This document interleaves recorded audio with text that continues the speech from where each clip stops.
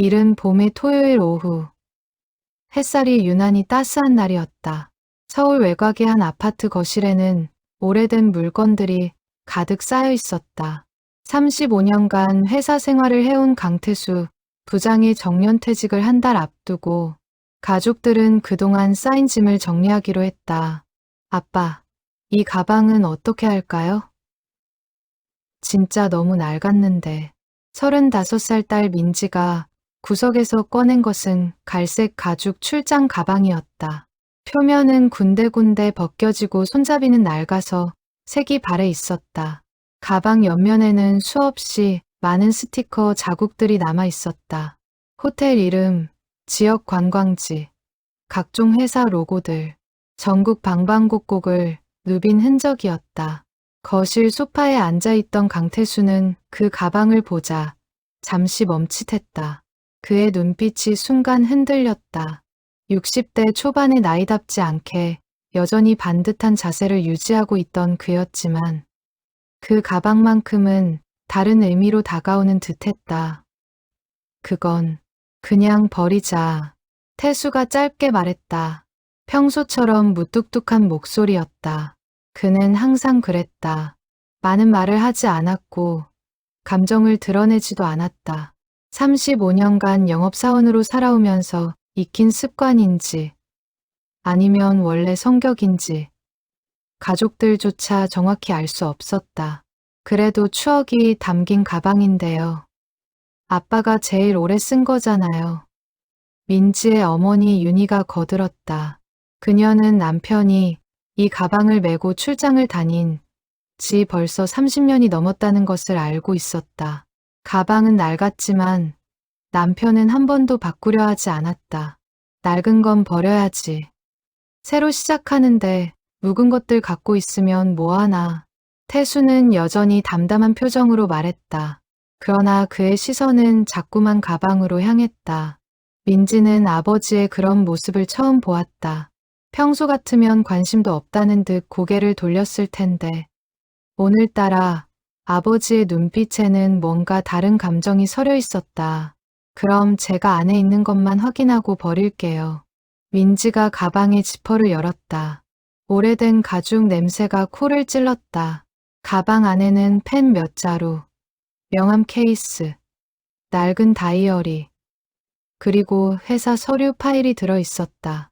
민지는 하나씩 꺼내며 확인했다. 대부분 버려도 될 것들이었다. 명함은 버려도 되죠? 응, 다 필요 없어. 태수는 여전히 무심한 척했지만 그의 손은 소파 팔걸이를 꽉 쥐고 있었다. 민지는 명함 케이스를 열어 오래된 명함들을 쓰레기 봉투에 넣기 시작했다. 노란색으로 변한 명함들 사이로 낯선 이름들이 스쳐 지나갔다. 아버지가 만났던 수많은 사람들, 그 사람들과의 악수, 회의, 술자리, 계약, 35년의 시간이 명함 한 장 한 장에 담겨 있었다. 민지는 가방의 모든 주머니를 뒤지기 시작했다. 겉주머니, 안쪽 주머니, 옆면 주머니. 그런데 가방 안쪽 깊숙한 곳에 작은 지퍼가 하나 더 있었다. 거의 눈에 띄지 않는 위치였다. 가방 안감과 같은 색이라 자세히 보지 않으면 찾기 힘든 숨겨진 주머니였다. 여기 주머니가 또 있네요. 민지가 그 지퍼를 열려고 했다. 그 순간 태수가 벌떡 일어났다. 됐어. 그냥 버리자. 안 봐도 돼. 그의 목소리에는 평소와 다른 긴장감이 실려 있었다. 윤희도 남편의 이상한 반응을 눈치챘다. 30년을 함께 산 아내의 직감이었다. 무언가 있었다. 남편이 숨기고 싶어하는 무언가가. 아빠, 뭐가 들어있는데 그래요? 민지가 웃으며 물었다. 농담조였지만 태수의 표정은 굳어 있었다. 그는 대답 대신 창밖을 바라보았다. 3월의 하늘은 맑고 푸르렀다. 벚꽃이 피기 직전에 봄이 오는 것을 온몸으로 느낄 수 있는 그런 날씨였다. 민지는 아버지의 반응이 더 궁금해졌다. 그녀는 천천히 지퍼를 열었다. 숨겨진 주머니 안에는 작은 비닐 봉투가 하나 들어 있었다. 투명한 지퍼백이었다. 그리고 그 안에는 무언가가 조심스럽게 보관되어 있었다. 민지가 비닐 봉투를 꺼내자 태수는 자리에서 일어나 베란다로 향했다. 그의 등이 유난히 굽어 보였다. 35년간 출장 가방을 메고 전국을 누빈한 남자의 등. 이제 곧 그 긴 여정이 끝난다는 것을 아는 듯한 쓸쓸한 뒷모습이었다. 윤희가 남편을 바라보다가 딸에게로 시선을 돌렸다. 민지는 비닐 봉투를 조심스럽게 열고 있었다. 그 안에서 꺼낸 것은 사진 한 장이었다. 색이 많이 바래서 누렇게 변한 오래된 사진이었다. 거실에 잠시 침묵이 흘렀다. 창밖에서는 아이들이 노는 소리가 들려왔다. 토요일 오후의 평화로운 풍경이었다. 하지만 이 집 거실에는 30년 전의 시간이 한 장의 사진과 함께 되살아나고 있었다. 민지는 사진을 손에 들고 자세히 들여다보았다. 사진은 작았다.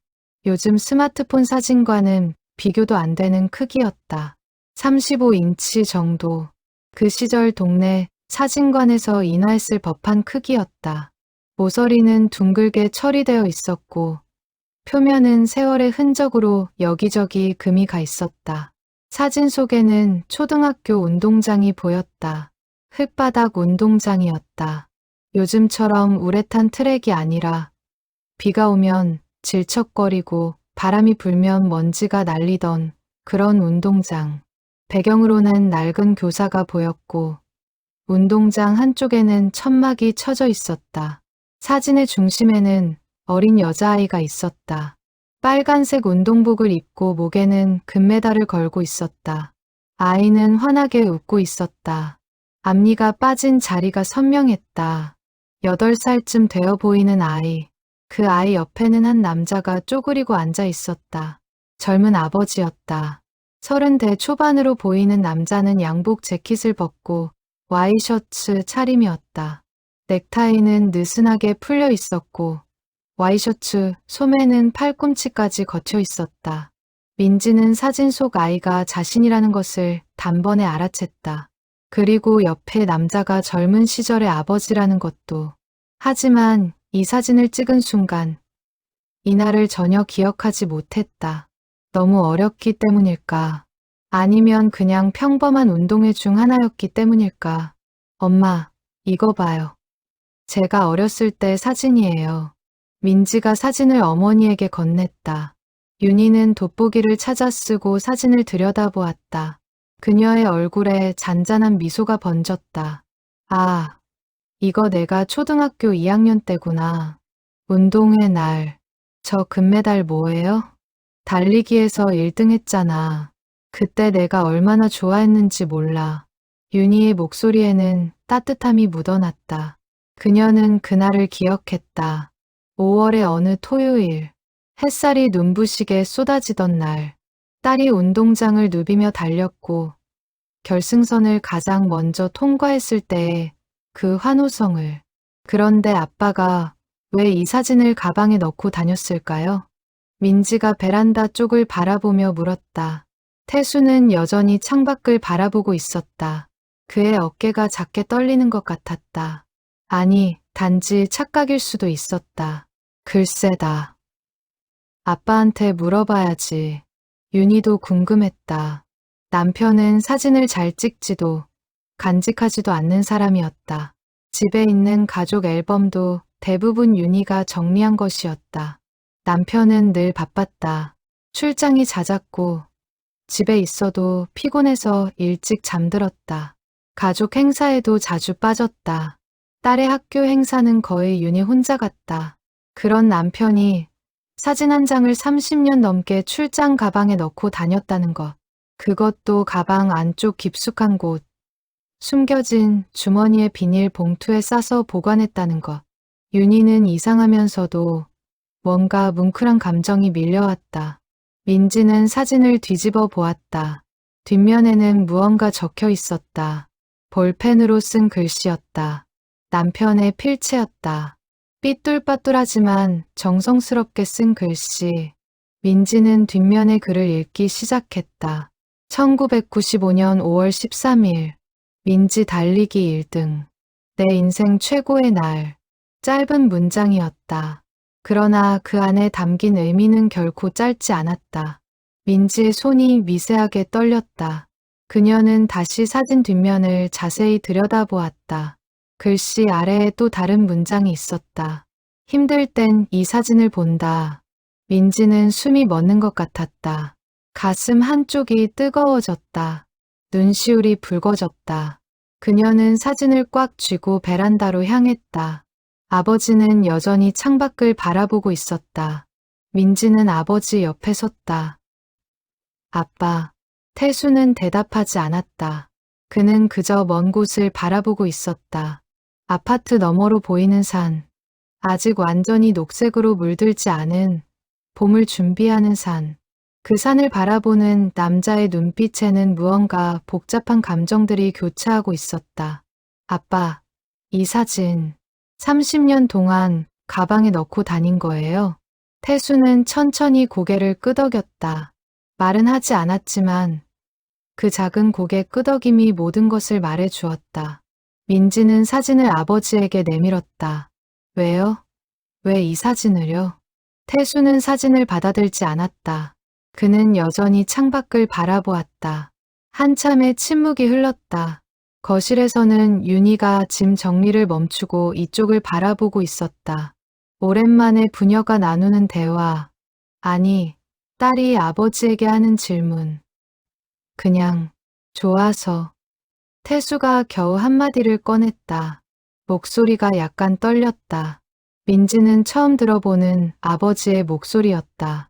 항상 단단하고 무뚝뚝했던 아버지. 그러나 지금 이 순간 아버지의 목소리에는 무언가 다른 것이 섞여 있었다. 뒷면에 쓴 거. 힘들 땐 이 사진을 본다는 게 무슨 뜻이에요? 민지가 조심스럽게 물었다. 태수는 깊은 한숨을 내쉬었다. 그의 어깨가 축 처졌다.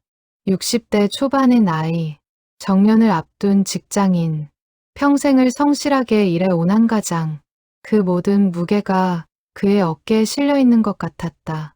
출장이 힘들 때가 많았어. 계약이 안 풀릴 때, 거래처에서 혼날 때, 실적이 안 나올 때. 태수가 천천히 말을 이었다. 그는 여전히 딸을 보지 않고 창밖을 바라보았다. 말하기가 쉽지 않은 듯했다. 35년간 한 번도 입 밖에 낸 적 없는 이야기였다. 그럴 때 호텔 방에서 이 사진을 꺼내봤어. 내가 운동장을 달리던 모습, 1등하고 웃던 모습. 그걸 보면 태수의 목소리가 잠시 멈췄다. 민지는 아버지의 옆 얼굴을 바라보았다. 주름이 깊게 파인 얼굴, 세월의 무게를 고스란히 담고 있는 얼굴. 하지만 지금 이 순간 그 얼굴은 30살 젊은 아버지의 얼굴로 돌아가 있는 것 같았다. 힘내야겠다는 생각이 들었어. 포기하면 안 되겠다고. 이 아이를 위해서라도 열심히 살아야겠다고. 태수의 눈가가 붉어졌다. 그는 서둘러 고개를 돌렸다. 딸에게 자신의 눈물을 보이고 싶지 않았다. 평생 강한 아버지로 살아왔는데 이제 와서 약한 모습을 보일 수는 없었다. 민지는 더 이상 참을 수가 없었다. 눈물이 볼을 타고 흘러내렸다. 그녀는 아버지의 팔을 잡았다. 태수는 깜짝 놀라 딸을 바라보았다. 딸의 눈에도 눈물이 가득했다. 아빠. 민지는 그 한마디밖에 할 수 없었다. 가슴이 너무 벅차서 다른 말이 나오지 않았다. 태수는 어색하게 딸의 어깨를 토닥였다. 서툰 손길이었다. 평생 감정 표현에 서툴렀던 아버지의 손길이었다. 거실에서 지켜보던 윤희의 눈에도 눈물이 고였다. 저녁 식사 시간이 되었지만 아무도 식탁에 앉으려 하지 않았다. 민지는 소파에 앉아 그 사진을 계속 들여다보고 있었다. 색이 바래서 선명하지 않은 사진. 하지만 그 안에 담긴 이야기는 그 어떤 고화질 사진보다 선명했다. 윤희가 부엌에서 나오며 말했다. 밥 먹자. 씻기 전에. 하지만 태수는 여전히 베란다에 서 있었다. 그는 정년퇴직 후 뭘 할지 생각하는 중이라고 했지만 사실은 아무 생각도 나지 않았다. 35년간 매일 아침 출근했고, 출장을 다녔고, 계약서를 썼다. 이제 그 모든 것이 끝난다. 그 이후의 삶이 막막했다. 아빠, 이날 기억나세요? 민지가 사진을 들고 아버지에게 다가갔다. 태수는 천천히 고개를 끄덕였다. 기억하지. 어떻게 잊겠니? 저는 하나도 기억 안 나는데요. 너무 어렸나 봐요. 내가 그날 얼마나 좋아했는데.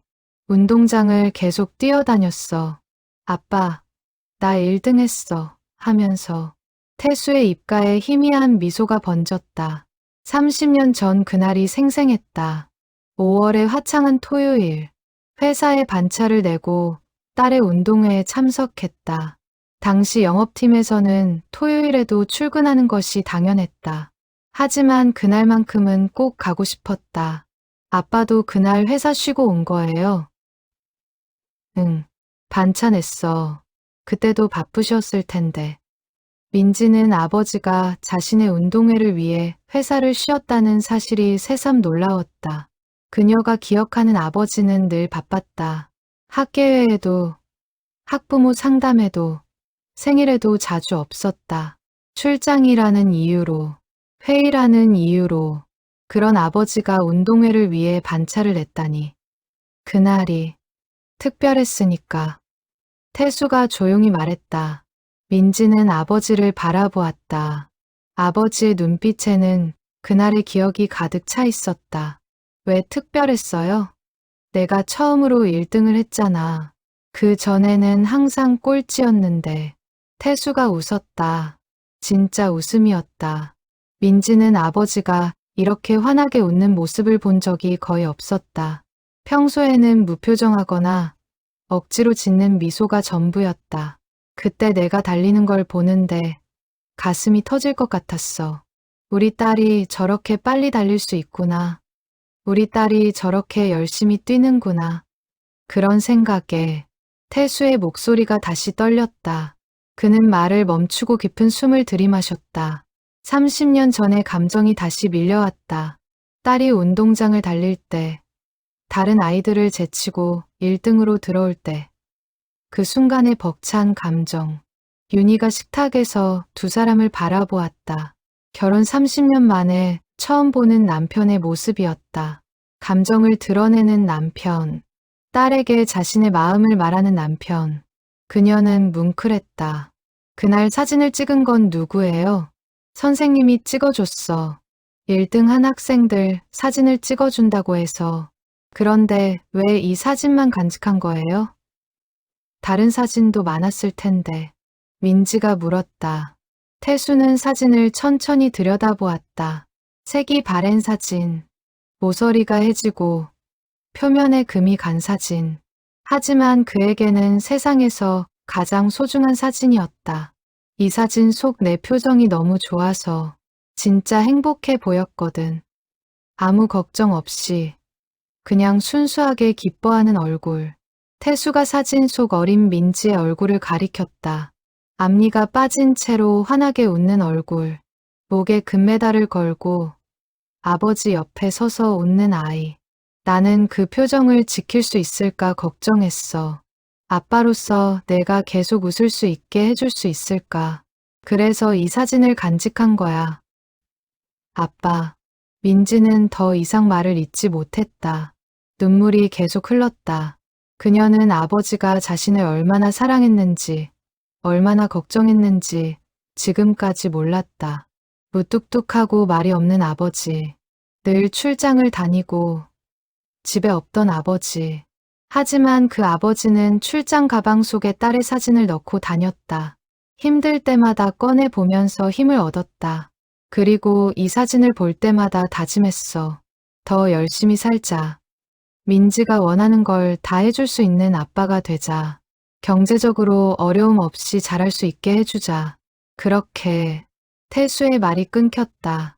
그는 고개를 돌려 창밖을 다시 바라보았다. 이제 어둠이 내리고 있었다. 아파트 단지에 하나둘 불이 켜지기 시작했다.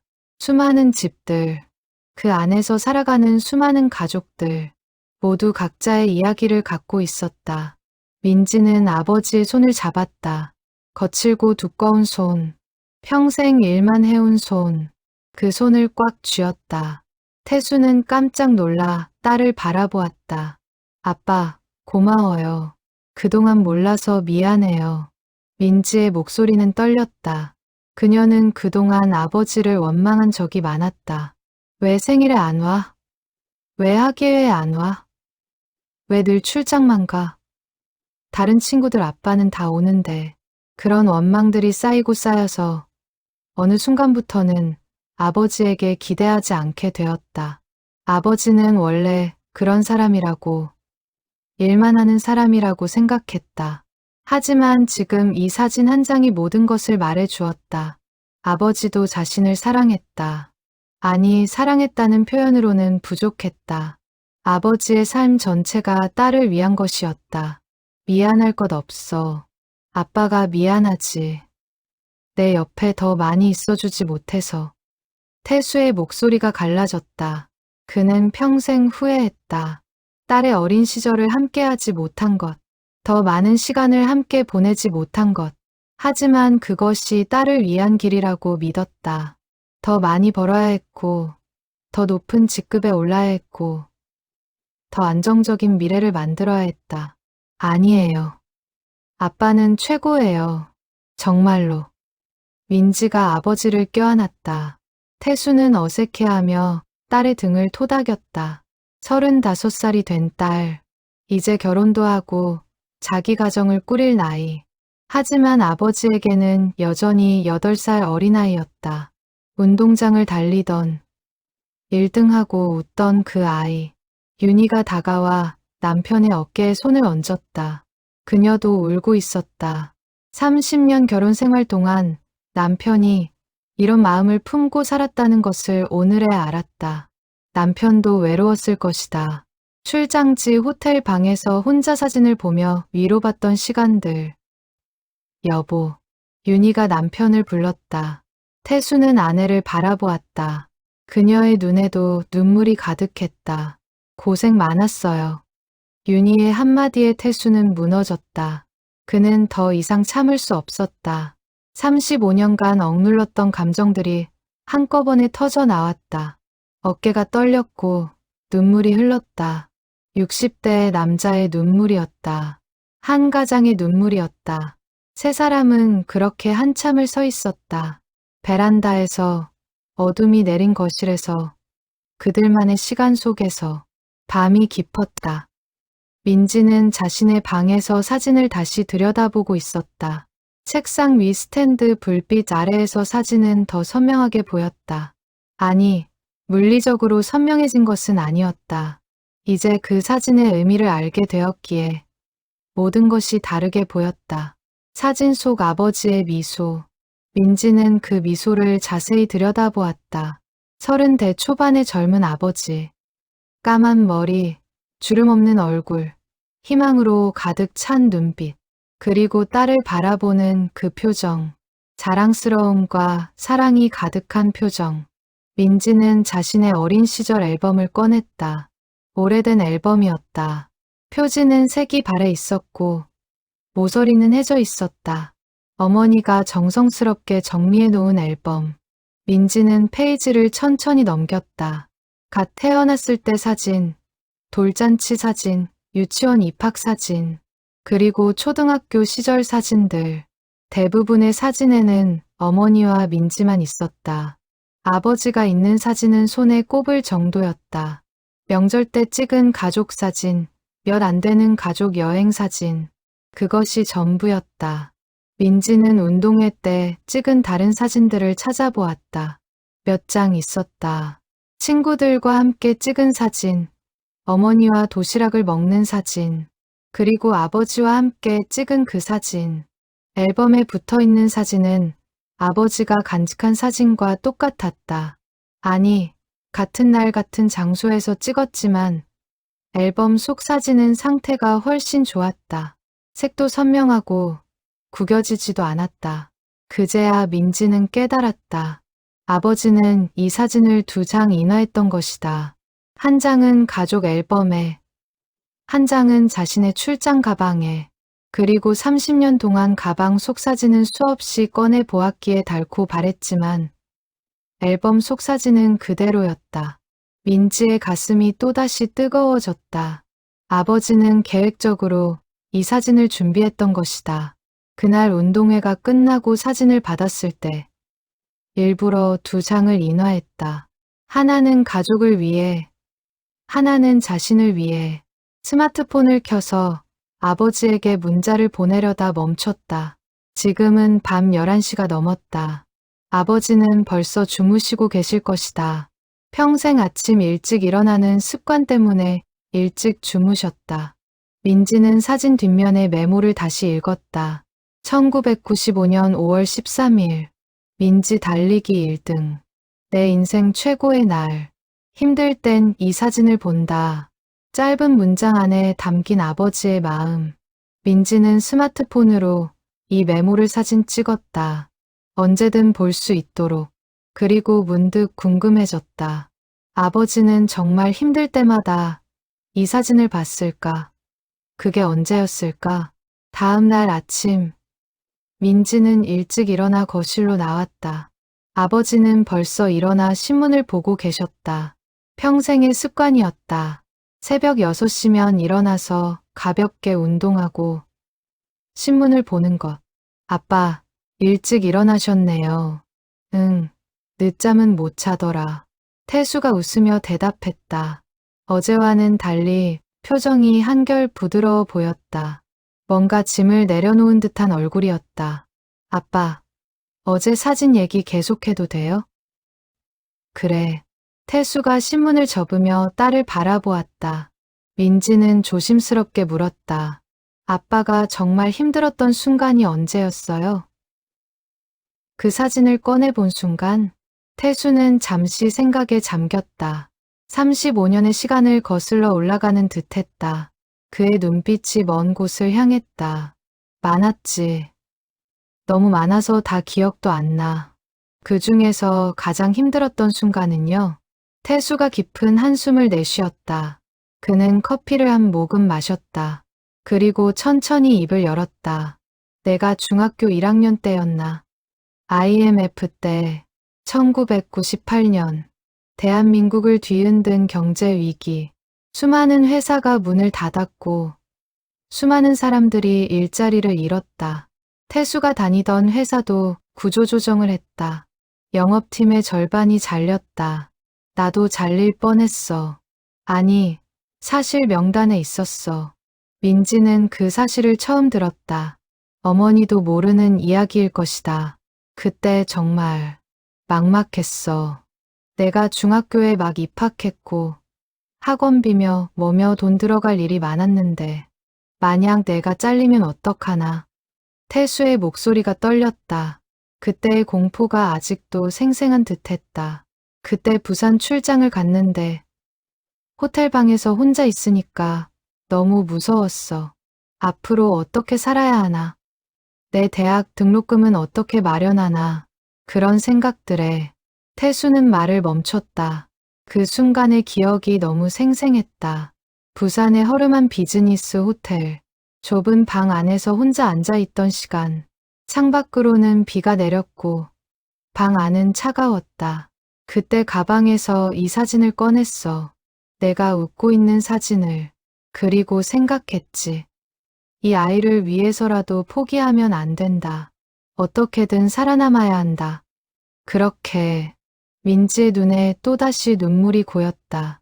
아버지는 그런 공포와 싸우면서도 가족에게는 아무 내색도 하지 않았다.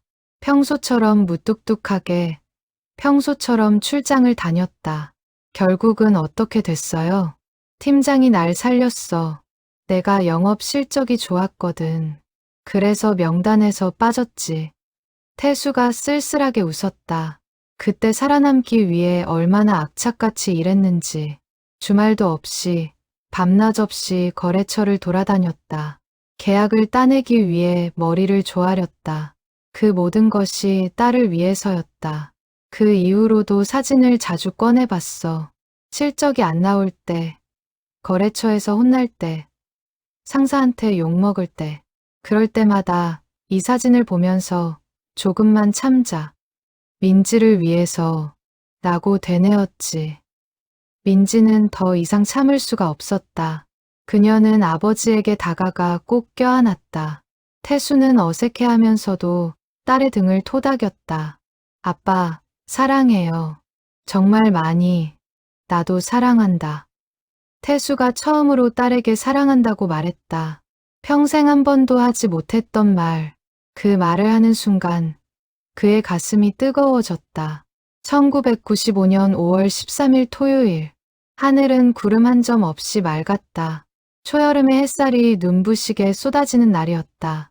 서울 외곽의 한 초등학교 운동장에는 천막이 쳐지고 학부모들이 하나둘 모여들고 있었다. 강태수는 그날 아침 일찍 회사에 들러 급한 서류를 처리했다. 토요일에도 출근하는 것이 당연하던 시절이었다. 하지만 그는 팀장에게 양해를 구했다. 팀장님, 오늘 딸 운동회라서 오후에는 좀 빠져야 할 것 같습니다. 그래? 그럼 점심때 가봐. 오전 일만 끝내고. 태수는 서둘러 일을 마쳤다. 그리고 집으로 향했다. 아파트에 도착하니 아내와 딸이 이미 준비를 끝낸 상태였다. 8살 민지는 빨간색 운동복을 입고 설레는 표정이었다. 아빠, 오늘 꼭 와야 해. 그럼, 아빠가 왜 안 가니? 꼭 갈게. 태수는 딸의 머리를 쓰다듬었다. 민지는 좋아서 깡충깡충 뛰었다. 아버지가 학교 행사에 오는 것은 정말 드문 일이었다.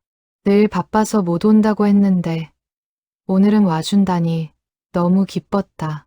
학교에 도착하니 운동장은 이미 북적였다. 천막 아래에는 돗자리를 깐 가족들이 앉아 있었고 아이들은 여기저기 뛰어다니며 놀고 있었다. 윤희가 준비해온 돗자리를 펴고 도시락을 꺼냈다. 민지야, 달리기는 몇 시에 하는 거야? 2시요. 2학년 여자 50m 달리기. 민지가 신나서 대답했다. 태수는 손목시계를 봤다. 지금 12시 반. 아직 시간이 있었다. 그는 양복 재킷을 벗고 와이셔츠 차림으로 돗자리에 앉았다. 넥타이는 느슨하게 풀었다. 운동회가 시작되었다. 입장식, 체조, 그리고 각 학년별 경기. 태수는 딸을 응원하며 운동장을 바라보았다.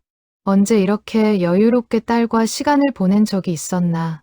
평소에는 늘 출장이고 회의고 야근이었는데 드디어 2학년 여자 50m 달리기 시간이 되었다. 민지는 긴장한 표정으로 출발선에 섰다. 빨간 운동복을 입은 작은 몸.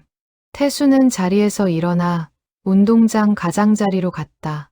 가까이서 보고 싶었다. 제자리에. 체육 선생님의 목소리가 확성기를 통해 울려 퍼졌다. 아이들이 출발 자세를 취했다. 민지도 앞을 똑바로 바라보며 준비했다. 태수는 가슴이 두근거렸다. 차려. 아이들의 몸에 힘이 들어갔다.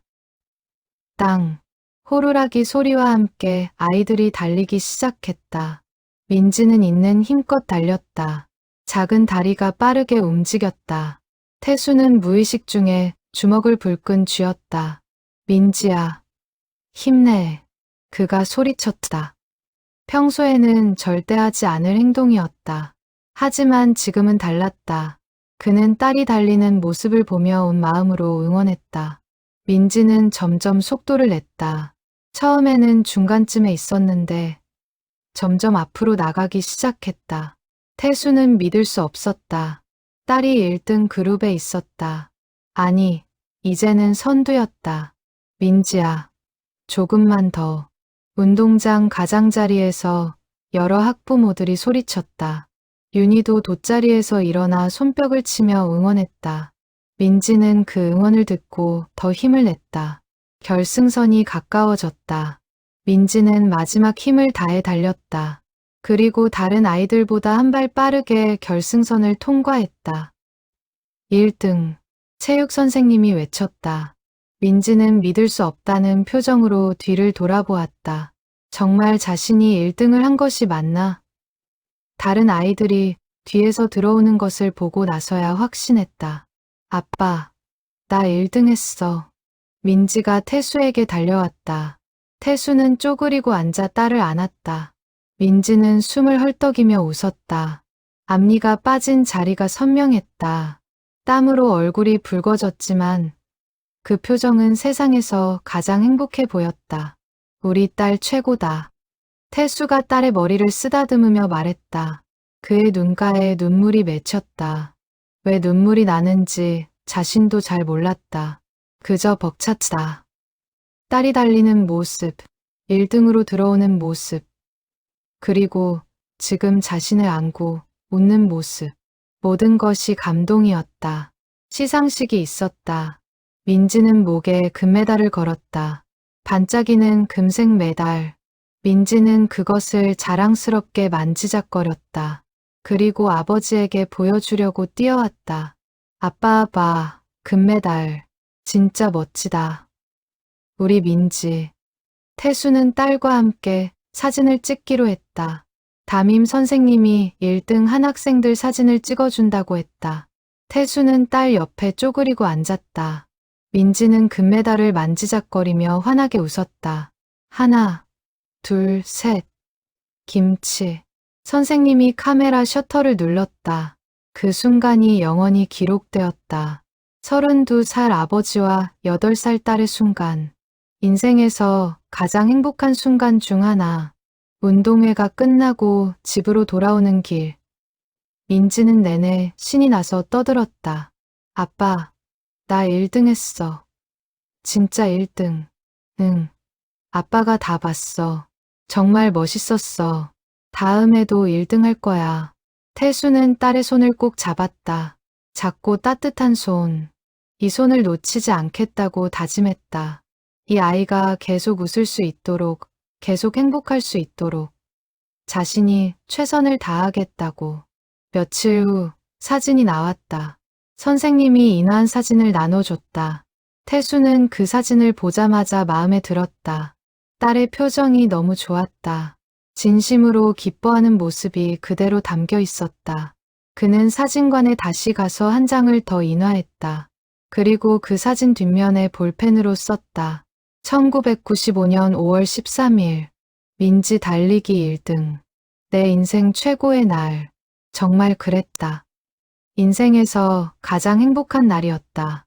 큰 계약을 따는 날도, 승진한 날도 아니었다. 딸이 운동장을 달리고 1등을 하고 자신에게 달려와 웃던 그날이 최고의 날이었다. 태수는 사진을 비닐 봉투에 넣어 출장 가방에 숨겨진 주머니에 넣었다. 앞으로 이 사진을 곁에 두고 살겠다고. 힘들 때마다 이 사진을 보며 힘을 내겠다고 다짐했다. 1997년 여름, 대구로 가는 고속버스 안. 강태수는 창밖을 바라보며 깊은 한숨을 내쉬었다. 새벽 5시에 출발한 버스는 이제 경부고속도로를 달리고 있었다. 회사는 KTX도 비행기도 지원하지 않았다. 영업사원들은 고속버스나 완행열차를 타고 전국을 누볐다. 태수의 옆자리에는 출장 가방이 놓여 있었다. 그 가방은 그의 동반자였다. 부산, 대구, 광주, 전주, 대전, 전국 방방곡곡을 함께 다녔다. 가방은 점점 낡아갔지만 태수는 바꾸지 않았다. 이 가방 안에는 특별한 것이 들어 있었기 때문이다. 버스가 휴게소에 멈췄다. 태수는 커피를 사서 다시 버스에 올랐다. 옆자리 가방을 무릎 위에 올려놓고 숨겨진 주머니를 열었다. 그리고 비닐 봉투에 든 사진을 꺼냈다. 2년이 지났지만 사진은 여전히 선명했다. 아니, 물리적으로는 조금씩 바래가고 있었지만 태수에게는 더 선명해지고 있었다. 사진 속 딸의 미소를 볼 때마다 힘이 났다. 민지야, 아빠 오늘도 힘내서 일할게. 그가 작은 소리로 중얼거렸다. 버스 안달은 승객들은 모두 잠들어 있었다. 태수는 사진을 가만히 쓰다듬었다. 딸은 지금 무엇을 하고 있을까? 아마 아직 자고 있겠지. 초등학교 4학년. 이제는 제법 의젓해진 나이. 대구에 도착해서 거래처를 방문했다. 중소기업 사장과의 미팅이었다. 계약을 따내려면 이 사람의 마음을 얻어야 했다. 태수는 정성껏 제품을 설명했다. 하지만 사장의 반응은 시큰둥했다. 강 대리, 솔직히 경쟁사 제품이 더 싸던데요. 가격은 조금 차이가 나지만 품질과 AS를 생각하시면 에이, 요즘 같은 불경기에 품질이 뭐가 중요해요. 싸야죠. 미팅은 성과 없이 끝났다. 태수는 무거운 발걸음으로 거래처를 나왔다.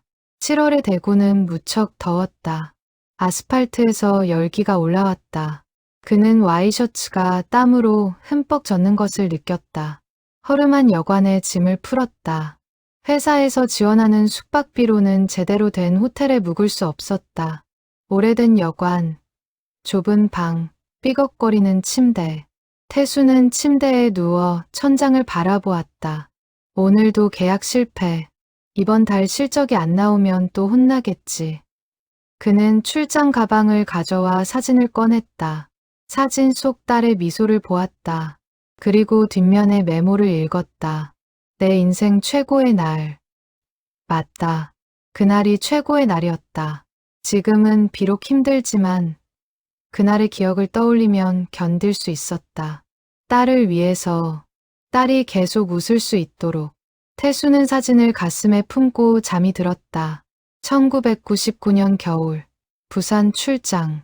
영하의 날씨였다. 태수는 두꺼운 코트를 입고 거래처를 방문했다. 이번에는 큰 계약이 걸려 있었다. 이 계약만 따내면 올해 실적 목표를 달성할 수 있었다. 미팅은 잘 진행되었다. 거래처 담당자도 긍정적이었다. 하지만 마지막 순간에 변수가 생겼다. 강 과장님, 죄송한데요.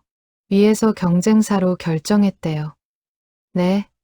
그게 무슨... 그쪽이 가격을 더 낮춰줬나 봐요. 어쩔 수 없네요. 태수는 허탈했다. 일주일 동안 준비한 제안서, 수십 통의 전화, 여러 번의 미팅, 모든 것이 허사가 되었다. 그는 호텔 방으로 돌아와 창밖을 바라보았다. 부산 앞바다가 보였다. 겨울 바다는 차갑고 어두웠다. 어떡하지? 이번 달 실적이 바닥인데. 불안감이 밀려왔다. 회사에서는 실적이 안 나오는 직원을 가만두지 않았다. 구조조정 대상이 될 수도 있었다. 딸은 이제 중학생. 학원비며 교육비며 돈 들어갈 일이 한두 가지가 아닌데. 태수는 가방에서 사진을 꺼냈다. 이제 4년이 지나 사진은 더 많이 바랬다. 색이 누렇게 변했고 모서리가 조금 해졌다. 하지만 딸의 미소는 여전히 선명했다. 미안해, 민지야. 아빠가 무능해서. 그가 사진에 대고 중얼거렸다. 눈물이 날 것 같았다. 하지만 참았다. 남자는 울면 안 된다고 배웠다. 특히 가장은 절대 울면 안 된다고. 태수는 사진 뒷면을 읽었다. 힘들 땐 이 사진을 본다. 그래, 지금이 바로 힘든 순간이었다. 이럴 때 이 사진을 보라고 가방에 넣고 다닌 것이었다. 태수는 사진을 꽉 쥐었다. 그리고 다짐했다. 포기하지 말자. 다른 거래처를 찾아보자. 아직 끝난 게 아니야. 다음 날 아침, 그는 일찍 일어나 새로운 거래처 리스트를 작성했다. 포기하지 않았다. 딸을 위해서. 2003년 봄, 광주 출장. 태수는 이제 차장이 되어 있었다. 실적을 꾸준히 올려서 승진했다. 하지만 책임도 그만큼 커졌다. 이제는 자신만 잘하는 것이 아니라 후배들까지 챙겨야 했다. 광주의 한 비즈니스 호텔방. 태수는 노트북으로 보고서를 작성하고 있었다. 밤 11시가 넘었지만 아직 일이 끝나지 않았다. 내일 아침 일찍 본사에 보고해야 하는 자료였다. 눈이 침침했다. 피곤했다. 요즘 들어 체력이 예전 같지 않았다. 40이 넘으니 몸이 말을 듣지 않았다. 하지만 쉴 수 없었다. 가족을 먹여 살려야 했다. 잠깐 휴식을 취하려고 가방에서 사진을 꺼냈다. 이제 8년이 지난 사진. 많이 낡았다. 색은 거의 세피아톤으로 변했고 표면에는 금이 여러 개 생겼다. 태수는 사진을 소중히 다루었지만 수없이 꺼내보다 보니 자연스럽게 달았다. 민지야, 넌 지금 뭐 하고 있을까? 딸은 이제 고등학생이었다. 대학 입시를 준비하는 나이. 태수는 딸과 대화할 시간이 많지 않았다. 집에 있어도 피곤해서 일찍 잤고 주말에도 종종 출장이 있었다. 하지만 이 사진만큼은 항상 곁에 있었다. 8년 전 그날의 민지. 순수하게 웃던 민지. 그 미소를 지키기 위해 태수는 오늘도 일했다. 보고서를 마치고 침대에 누웠다. 내일 또 새로운 하루가 시작될 것이다. 거래처 미팅, 실적 압박, 상사의 질책. 하지만 괜찮았다. 이 사진이 있으니까. 2008년 가을, 민지의 대학교 입학식 날, 강태수는 회사에서 휴가를 냈다. 딸의 입학식은 꼭 참석하고 싶었다. 하지만 중요한 계약건이 겹쳐서 고민이 깊었다. 결국 오전에만 입학식에 참석하고 오후에는 거래처로 가기로 했다. 대학교 캠퍼스는 화려했다. 신입생들이 가족과 함께 사진을 찍고 웃고 축하받고 있었다. 태수는 정장 차림으로 서 있었다. 입학식 후 바로 거래처로 가야 해서 평소 출장 복장이었다. 민지야, 축하한다. 대학생이 되었네. 네, 아빠. 고마워요. 민지는 담담하게 대답했다. 예전처럼 환하게 웃지 않았다. 언제부터인가 딸은 아버지에게 거리를 두기 시작했다. 고등학교 때부터였을까? 아니, 중학교 때부터였을 수도 있었다. 태수는 딸과 기념사진을 찍었다. 윤희가 카메라를 들었다. 자, 웃어요. 하나, 둘, 셋. 사진 속 두 사람은 웃고 있었지만 어딘가 어색했다. 아버지와 딸 사이에 보이지 않는 거리감. 아빠, 오후에 일 있으시죠? 응, 미안하다. 중요한 미팅이 있어서. 괜찮아요. 어차피 그럴 줄 알았어요. 민지의 목소리에는 체념이 섞여 있었다. 태수는 가슴이 아팠다. 하지만 어쩔 수 없었다. 오늘 미팅을 놓치면 큰 계약을 잃을 수도 있었다. 입학식이 끝나고 태수는 서둘러 자리를 떴다. 딸에게 미안하다는 말을 남기고 택시를 탔다. 택시 안에서 그는 출장 가방에서 사진을 꺼냈다. 이제 13년이 지난 사진. 색은 거의 다 바래고 구겨진 부분도 있었다. 사진 속 8살 민지와 지금의 20살 민지. 얼마나 많이 달라졌는가. 더 이상 아버지에게 달려와 안기지 않았다. 더 이상 아빠 최고. 라고 말하지 않았다. 내가 뭘 잘못한 걸까? 태수는 스스로에게 물었다. 하지만 답을 알 수 없었다. 그는 최선을 다했다. 돈을 벌기 위해, 딸을 위해 열심히 일했다. 하지만 정작 딸의 마음은 멀어져만 갔다. 거래처 미팅은 성공적이었다. 큰 계약을 따냈다. 팀원들이 축하했다. 하지만 태수는 기쁘지 않았다. 딸의 입학식을 제대로 즐기지 못한 것이 계속 마음에 걸렸다. 호텔 방으로 돌아와 사진을 다시 꺼냈다. 그리고 오랜만에 딸에게 전화를 걸었다. 여보세요? 민지야, 나 아빠야. 오늘 미안했다. 괜찮아요. 입학 축하한다. 아빠가 자랑스럽다. 네, 짧은 대답이었다. 민지는 더 이상 아버지와 긴 대화를 나누지 않았다. 전화는 곧 끊어졌다. 태수는 허공을 바라보았다. 언제부터 이렇게 된 걸까? 2012년 민지가 대학교를 졸업하던 해 태수는 부장으로 승진했다.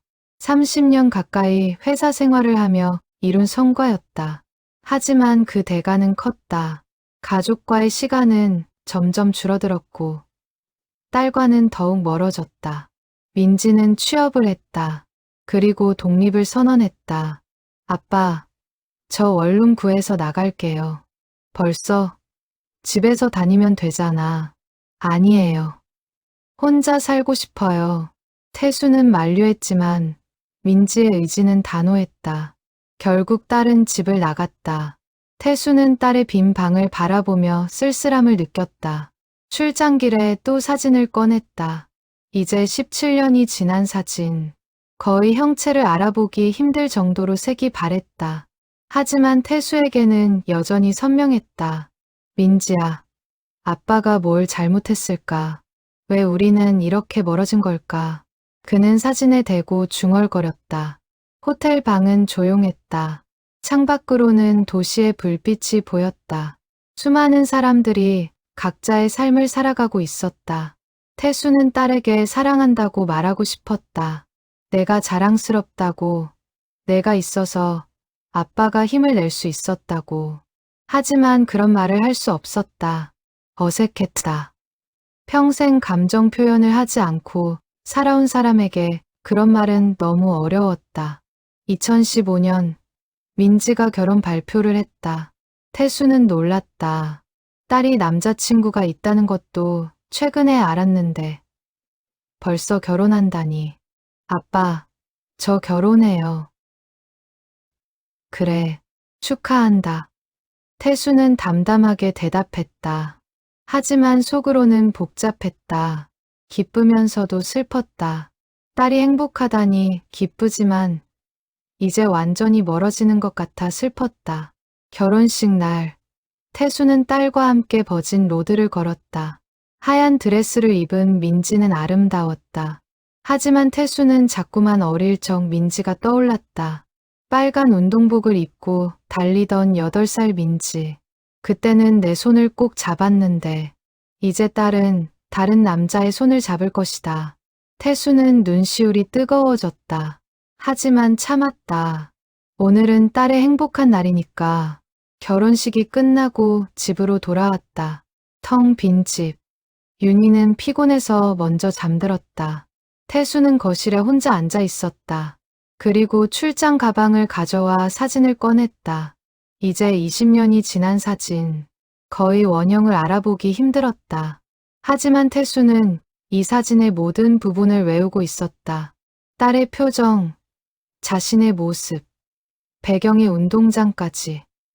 민지야, 행복해라. 그것만이 아빠의 소원이다. 그가 사진에 대고 속삭였다. 딸에게 직접 말하지 못한 마음을 사진에게 털어놓았다. 20년간 그래왔듯이. 현재 2025년 봄으로 돌아왔다. 민지는 아버지의 이야기를 들으며 자신이 얼마나 아버지를 오해했는지 깨달았다. 무뚝뚝하고 가족에게 무관심한 아버지라고 생각했다. 하지만 그것은 전혀 사실이 아니었다.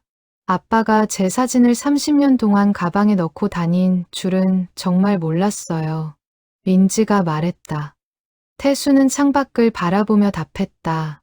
너한테 말할 수 없었지. 너무 오글거려서.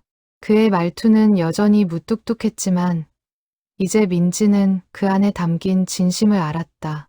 아버지는 표현이 서툴렀을 뿐이었다. 그런데 왜 이 사진만이었어요? 제가 더 크고 나서 찍은 사진도 많았잖아요. 민지가 물었다. 태수는 잠시 생각에 잠겼다. 그리고 천천히 입을 열었다. 이 사진 속 내 표정이 가장 순수했어. 아무 욕심도 계산도 없이 그냥 행복해하는 얼굴. 크면서 그런 표정이 점점 사라지더라. 민지는 고개를 끄덕였다. 맞는 말이었다. 자라면서 세상을 알게 되고 경쟁을 배우고 걱정을 하게 되면서 순수함을 잃어갔다. 아빠는 이 사진을 볼 때마다 생각했어. 이 아이가 다시 저렇게 웃을 수 있게 해주고 싶다. 걱정 없이 행복하게. 그래서 더 열심히 일했지. 태수의 목소리가 떨렸다. 그는 딸을 위해 최선을 다했다고 생각했다. 하지만 정작 딸이 원했던 것은 돈이 아니라 함께하는 시간이었다는 것을 너무 늦게 깨달았다. 아빠, 저는 아빠가 집에 있는 게 더 좋았어요. 돈보다도. 민지가 솔직하게 말했다. 태수는 고개를 떨구었다. 알고 있었다. 그것을 알면서도 이를 선택했다. 가족을 먹여 살려야 한다는 책임감 때문에 미안하다. 아빠가 부족했어. 태수가 처음으로 사과했다. 평생 한 번도 가족에게 미안하다고 말하지 않았던 그였다. 하지만 지금은 달랐다. 정년을 앞두고 인생을 돌아보며 그는 많은 것을 후회했다. 민지는 아버지를 꼭 안았다. 태수는 딸의 품에서 조용히 울었다. 60대의 남자의 눈물이었다. 평생을 참고 견디며 살아온 한 가장의 눈물이었다. 윤희가 다가와 남편의 어깨에 손을 얹었다. 그녀도 눈물을 흘렸다. 30년 결혼 생활 동안 남편이 이렇게 속마음을 털어놓는 것을 처음 보았다. 여보, 고생 많았어요. 정말 많이. 윤희가 말했다. 태수는 고개를 끄덕였다. 그는 아내에게도 미안했다. 좋은 남편이 되지 못했다고 생각했다. 늘 바빴고 피곤했고 짜증을 냈다. 당신도 고생했어. 나 때문에. 태수가 아내를 바라보며 말했다. 윤희는 고개를 저었다. 아니에요. 우리 함께 잘 살아왔어요. 세 사람은 그렇게 한참을 함께 있었다.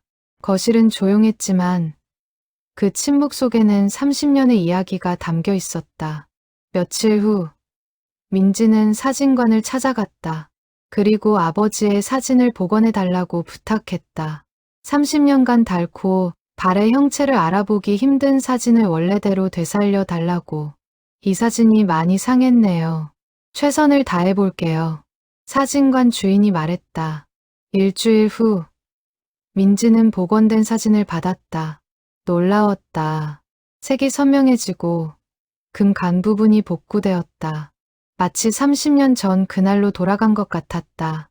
민지는 복원된 사진을 액자에 넣었다. 그리고 아버지의 정년퇴임식 날 선물하기로 했다. 정년퇴임식 날이 왔다.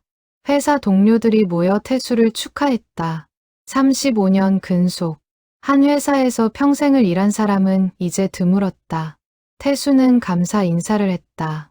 긴 시간이었습니다. 감사합니다. 짧은 인사였지만 그의 눈빛에는 많은 감정이 담겨 있었다. 35년의 세월, 수많은 출장, 계약, 성공과 실패, 그 모든 것이 끝났다. 퇴임식이 끝나고 집으로 돌아왔다. 가족들이 작은 파티를 준비했다. 민지가 준비한 선물을 꺼냈다. 아빠, 이거 선물이에요. 포장을 뜯자 액자가 나왔다. 액자 안에는 복원된 사진이 들어 있었다. 30년 전 그날의 사진. 아버지와 딸이 함께 웃고 있는 사진. 태수는 말을 잃었다. 손이 떨렸다. 그는 액자를 받아들고 한참을 바라보았다. 이게 복원했어요. 아빠가 30년 동안 간직한 사진. 이제는 제대로 된 모습으로 간직하세요. 민지가 말했다. 태수의 눈에서 눈물이 흘러내렸다. 그는 딸을 꼭 안았다. 고맙다. 정말 고맙다. 그날 저녁, 태수는 액자를 거실 벽에 걸었다. 가장 눈에 잘 띄는 곳에 이제 출장 가방 속 숨겨진 주머니가 아니라 모두가 볼 수 있는 곳에, 그리고 낡은 원본 사진은 책상 서랍 깊은 곳에 소중히 보관했다. 35년 직장 생활의 동반자였던 그 사진을. 정년퇴임 후 한 달이 지났다. 강태수는 여전히 새벽에 눈이 떠졌다. 35년간 몸에 밴 습관은 쉽게 사라지지 않았다. 하지만 이제는 출근할 곳이 없었다. 출장 갈 거래처도 없었다. 그는 거실로 나와 벽에 걸린 액자를 바라보았다. 복원된 사진 속에서 젊은 자신과 어린 딸이 웃고 있었다. 30년 전의 그날, 인생에서 가장 행복했던 순간 중 하나. 태수는 액자 앞에 서서 한참을 그 사진을 들여다보았다. 그때로 돌아갈 수 있다면. 그가 중얼거렸다. 만약 다시 돌아간다면 뭘 다르게 할까? 아마도 출장을 조금 덜 갔을 것이다. 딸과 더 많은 시간을 보냈을 것이다.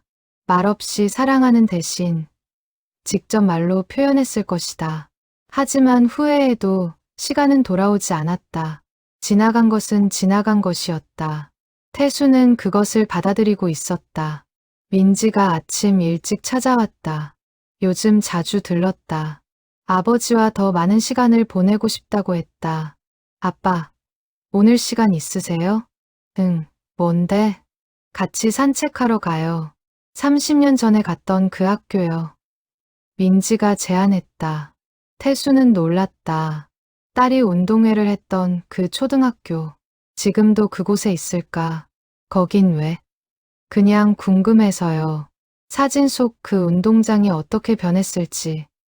두 사람은 차를 타고 그 학교로 향했다. 30년 전과는 많이 달라진 동네였다.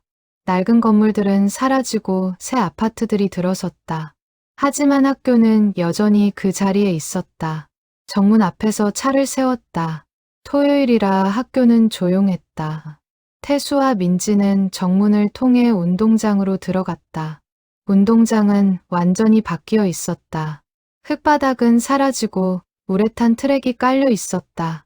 낡은 교사도 새 건물로 바뀌었다. 많이 달라졌네요. 민지가 말했다. 태수는 고개를 끄덕였다. 30년이라는 시간이 모든 것을 바꾸었다. 그때 내가 뛰던 곳이 어디쯤이었을까? 태수가 운동장을 바라보며 말했다. 민지는 사진을 꺼냈다. 복원된 사진의 복사본을 가져온 것이었다. 여기쯤이었을 것 같아요. 민지가 운동장 한쪽을 가리켰다. 두 사람은 그곳으로 걸어갔다. 30년 전 민지가 달렸던 바로 그 길.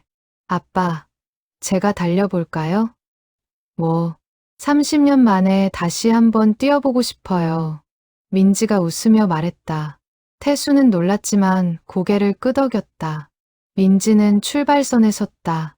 35살이 된 지금 운동화 대신 구두를 신고 운동복 대신 평상복을 입은 채였다. 하지만 그녀는 30년 전처럼 앞을 똑바로 바라보았다. 아빠, 출발 신호해주세요. 태수는 웃으며 손을 들었다. 제자리에, 차려, 땅.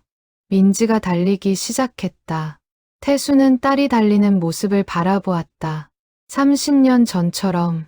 하지만 이번에는 진지하게 응원하는 대신 미소를 지었다. 민지는 결승선까지 달렸다. 숨이 찼지만 웃었다. 태수가 박수를 쳤다. 1등. 민지가 아버지에게 달려와 안겼다. 30년 전 그날처럼 태수는 딸을 안으며 눈물을 흘렸다. 아빠, 울지 마세요. 행복해서 우는 거야. 두 사람은 운동장 한가운데 서서 30년 전 그날을 추억했다. 시간은 많은 것을 바꾸었지만 변하지 않은 것도 있었다.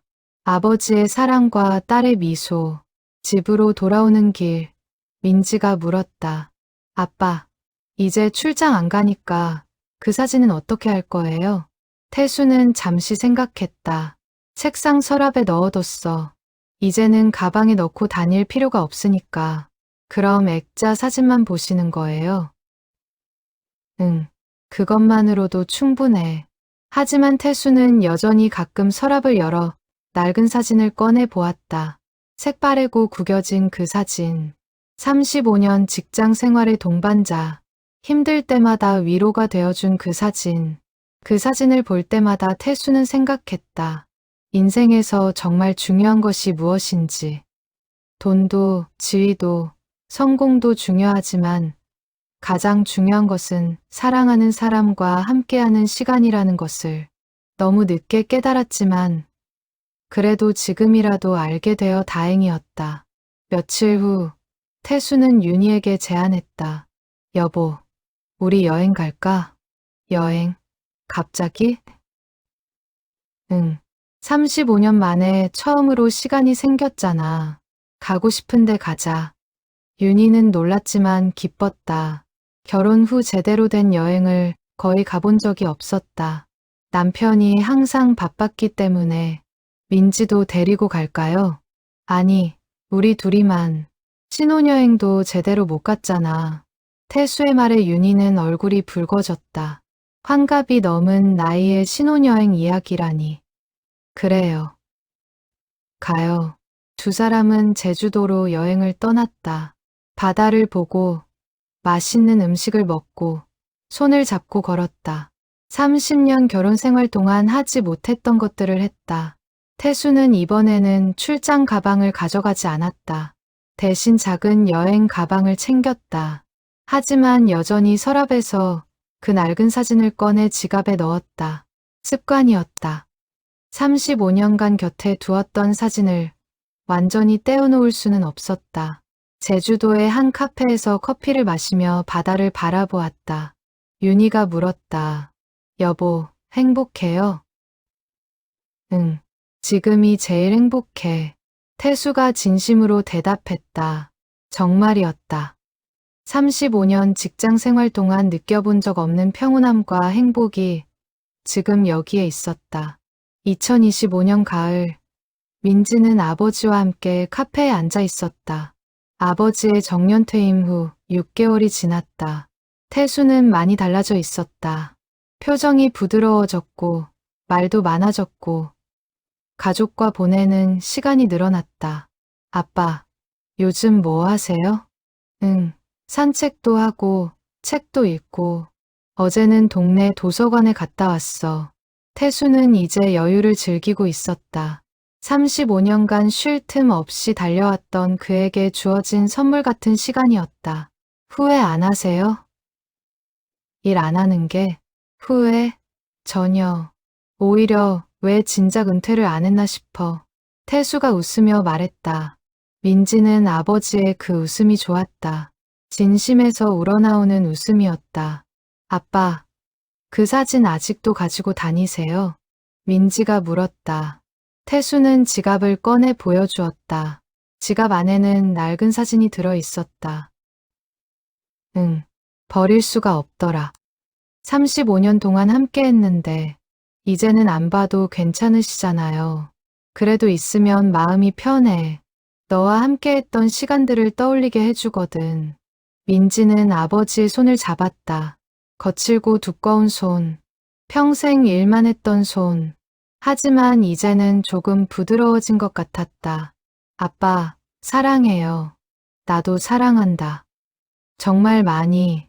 태수는 이제 거리낌 없이 사랑한다고 말할 수 있었다. 감정 표현이 서툴렀던 과거는 지나갔다. 며칠 후, 민지는 남편과 함께 부모님 댁을 방문했다. 저녁 식사를 함께 하기로 했다. 윤희가 정성껏 음식을 준비했다. 식사 중에 태수가 말했다. 민지야, 너 결혼하고 나서 처음으로 내 사진 이야기를 들었을 때 어떤 생각 들었니? 솔직히 충격이었어요. 아빠가 저를 그렇게 생각하고 계셨다는 게 미안하다. 표현을 못해서 아니에요. 이제는 알아요. 아빠의 사랑을. 태수는 고개를 끄덕였다. 그는 평생 말보다 행동으로 사랑을 표현했다. 출장을 다니며 돈을 벌고 딸을 대학까지 보내고 결혼 자금을 마련해 준 것. 그 모든 것이 사랑의 표현이었다. 하지만 이제는 알았다. 말로 표현하는 것도 중요하다는 것을. 행동만으로는 부족할 수 있다는 것을. 앞으로는 더 자주 보자. 그리고 더 많이 얘기하자. 태수가 말했다. 민지는 환하게 웃었다. 네, 아빠. 그날 밤, 태수는 서재에 혼자 앉아 있었다. 책상 서랍을 열어 낡은 사진을 꺼냈다. 30년간 출장 가방에 넣고 다녔던 그 사진. 이제는 서랍에 보관하고 있지만 여전히 그에게 특별했다. 사진 속 어린 민지의 미소를 보며 태수는 생각했다. 만약 다시 시작할 수 있다면 무엇을 바꿀까? 아마도 출장을 줄이고 딸과 더 많은 시간을 보냈을 것이다. 학교에도 가고 생일도 챙기고 주말마다 함께 놀러 갔을 것이다. 하지만 후회만 하고 있을 수는 없었다. 과거는 바꿀 수 없었다. 중요한 것은 현재와 미래였다. 이제라도 딸과 더 가까워질 수 있다면, 더 많은 시간을 함께 할 수 있다면, 그것으로 충분했다.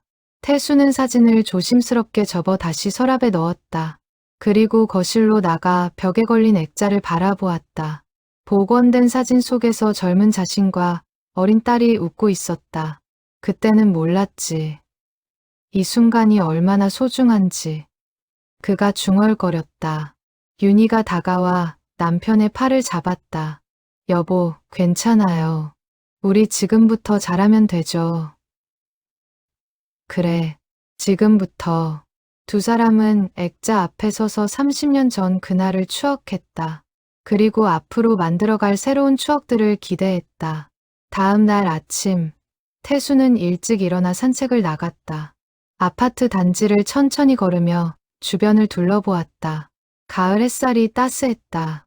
낙엽이 떨어지고 아이들이 놀고 사람들이 출근하는 평범한 아침이었다. 하지만 태수에게 이 평범함은 특별했다. 35년간 이른 아침이면 출근 준비로 바빴다. 주변을 둘러볼 여유가 없었다. 하지만 이제는 달랐다. 천천히 걸으며 세상을 바라볼 수 있었다. 산책을 마치고 집으로 돌아왔다. 윤희가 아침 식사를 준비하고 있었다. 산책 다녀왔어요? 응, 날씨 좋더라. 오늘 민지가 온대요. 점심 먹으러. 그래? 좋네. 태수는 기뻤다. 딸과 함께하는 시간이 늘어나는 것이 행복했다. 이제는 출장도 없고, 회의도 없고, 야근도 없었다. 오롯이 가족과 함께할 수 있었다. 점심때 민지가 왔다. 그리고 놀라운 소식을 전했다. 아빠, 엄마, 제가 임신했어요. 태수와 윤희는 깜짝 놀랐다. 기쁜 소식이었다. 태수는 딸을 안았다. 축하한다. 정말 축하해. 아빠가 할아버지가 되시는 거예요.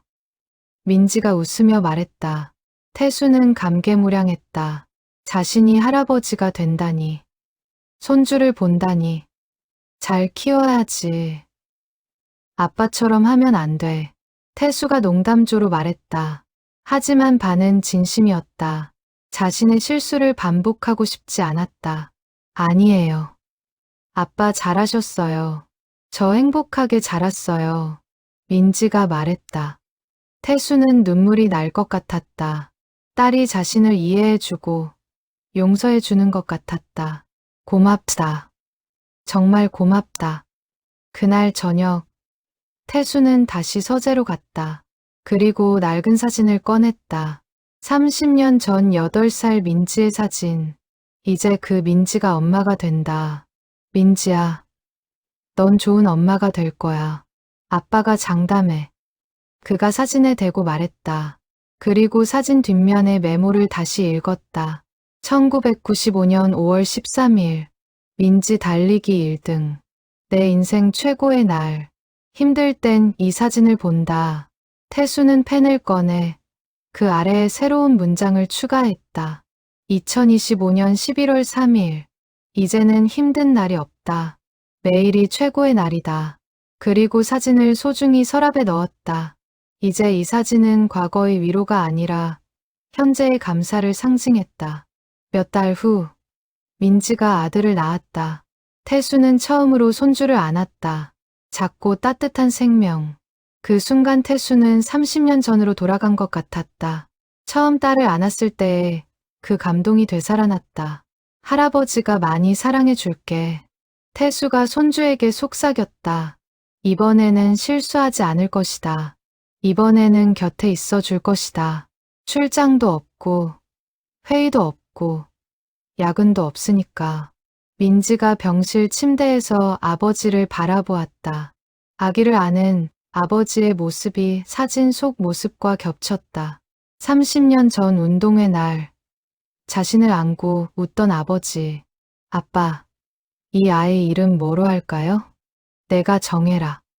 내 아들이잖아. 아니에요. 아빠가 지어주세요. 태수는 잠시 생각했다. 그리고 말했다. 준서, 중걸할 준, 기쁠서. 어때? 좋아요. 강준서. 마음에 들어요. 민지가 웃었다. 태수도 웃었다. 병실은 따뜻한 웃음으로 가득 찼다. 그날 밤 집으로 돌아온 태수는 거실 액자를 바라보았다. 30년 전 사진 속 자신과 딸, 그리고 오늘 안았던 손주. 세대는 이어지고 사랑도 이어진다는 것을 깨달았다. 자신이 딸에게 주었던 사랑을 이제 딸이 아들에게 줄 것이다. 그리고 자신은 할아버지로서 그 곁에서 지켜볼 것이다. 이제야 알았습니다.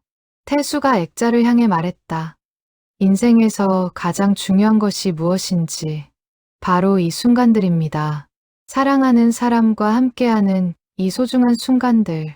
그는 30년 전 그날로 돌아갈 수 없었다. 하지만 지금 이 순간을 소중히 할 수 있었다. 그리고 앞으로 만들어갈 새로운 순간들을 기대할 수 있었다. 출장 가방 속 30년 된 사진 한 장이 가르쳐 준 것. 그것은 바로 사랑의 진정한 의미였다. 말하지 않아도, 표현하지 않아도, 곁에 있지 못해도 마음속 깊이 간직한 사랑. 그리고 이제는 그 사랑을 말로, 행동으로, 함께하는 시간으로 표현할 수 있다는 것. 강태수는 이제 행복했다. 진정으로 행복했다. 35년 직장 생활을 끝내고 얻은 것. 그것은 돈도, 지위도 아니었다. 바로 가족과 함께하는 시간이었다. 그리고 그 시간 속에서 태수는 비로소 자신의 인생을 이해하게 되었다. 출장 가방 속 사진 한 장이 들려준 30년의 이야기를. 그 사진은 이제 액자 속에 있지만 진짜 사진은 태수의 마음 속에 영원히 살아있을 것이다.